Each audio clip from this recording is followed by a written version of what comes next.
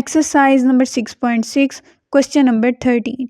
If the number 1, 4 and 3 are subtracted from 3 consecutive terms of an AP, the resulting numbers are in GP. Find the numbers if their sum is 21.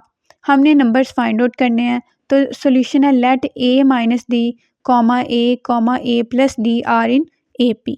ये जो तीन numbers हैं हमारे पास, ये किस में है, AP में, और इन तीनों का सम किसके इक्वल है, 21 के, मतलब then a minus d plus a plus d equal है 21 के।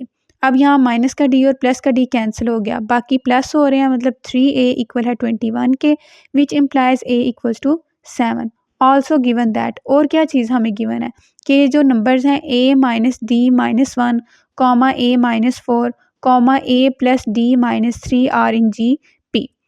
ये हमने कैसे लिखा है कि उन्होंने हमें ऊपर बताया कि जो हम नंबर खुद से ले रहे हैं उनमें से 1, 4 और 3 सब्ट्रैक्ट किए जा रहे हैं, विच इम्प्लाइज कि a माइनस 4 डिवाइड में a minus d minus 1 equals to a plus d minus 3 divide a minus 4।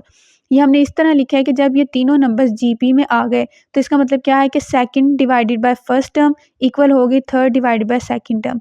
तो put a equals to 7, a की जो वैल्यू निकाली है 7, उसको इसमें पुट करें, 7 minus 4, 7 minus d minus 1 equals to 7 plus d minus 3 divide में 7 माइनस 4, विच इम्प्लाइज 7 माइनस 4 कितने हुए, 3 डिवाइड में 7 minus 1 6 minus d which is equal to 4 plus d divide में आ जाएगा 3, विच इम्प्लाइज। अब यहाँ पे क्रॉस मल्टीप्लिकेशन करने से हमारे पास आएगा पहले तो 6 माइनस डी और ब्रैकेट में 4 प्लस डी इक्वल्स टू, अब 3 से मल्टीप्लाई होकर 9, दोनों ब्रैकेट्स को मल्टीप्लाई करें, पहले पहली टर्म को दूसरी ब्रैकेट की फर्स्ट टर्म से मल्टीप्लाई करेंगे तो आएगा 6 4 ज़ा 24 प्लस, अब पहली टर्म को दूसरी ब्रैकेट की सेकंड टर्म से मल्टीप्लाई करें, plus 6d minus 4d minus d का square equals to 9।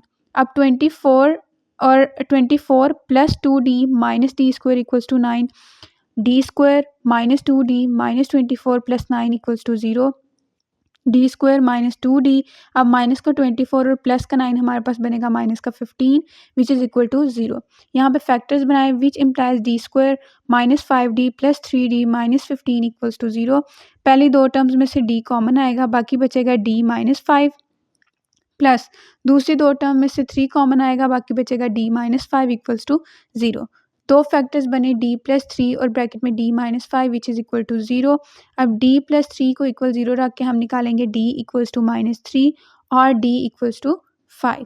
Van a equals to 7, अब दो कंडीशन यहाँ पे दोबारा बन रही हैं, वैन a इक्वल है 7 के और d इक्वल है माइनस 3 के, तो हमारे पास a माइनस डी जो ऊपर हमने खुद से टर्म्स लेट की थी इक्वल आएगा 7 माइनस डी की जगह पे minus 3 which is equal to 10।